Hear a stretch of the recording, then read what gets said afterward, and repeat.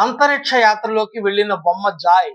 Axiom 4 మిషన్‌లో పాల్గొన్న నలుగురు వ్యోమగాములతో పాటు 'జాయ్' అనే 5 అంగుళాల బొమ్మను కూడా జీరో జీ ఇండికేటర్ పంపించారు. జీరో జీ అంటే జీరో గ్రావిటీ ఇండికేటర్ అని అర్థం. సాధారణంగా రోదసి యాత్రల్లో జీరో జీ ఇండికేటర్‌గా సాఫ్ట్ టాయ్స్ పంపిస్తుంటారు. వ్యోమనౌక భూమి యొక్క వాతావరణాన్ని దాటి రోదసిలోకి ప్రవేశించగానే దారం కట్టి ఉన్న జీరో జీ ఇండికేటర్ బొమ్మ గాలిలోకి లేస్తుంది.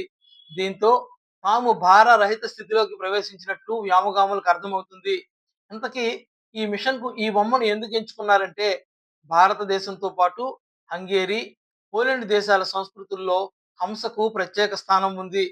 మన దేశంలో హంసను జ్ఞానానికి, స్వచ్ఛతకు, సత్యానికి ప్రతీకగా భావిస్తారు. పోలాండ్ దేశంలో కూడా హంసను స్వచ్ఛతకు, విశ్వాసానికి, హంగేరి దేశంలో విశ్వాసానికి, అనుగ్రహానికి ప్రతీకగా హంసను భావిస్తారు. ఈ 3 దేశాలలో హంసకున్న ప్రాముఖ్యతకు గుర్తుగా ఈ బొమ్మను జీరో జీ ఇండికేటర్‌గా ఎంపిక చేశారు. భారతీయ సంస్కృతిలో హంసను సరస్వతీదేవి వాహనంగా భావిస్తామని, అందుకే దీనిని తీసుకెళ్తున్నామని సుభాంశు శుక్లా తెలిపారు.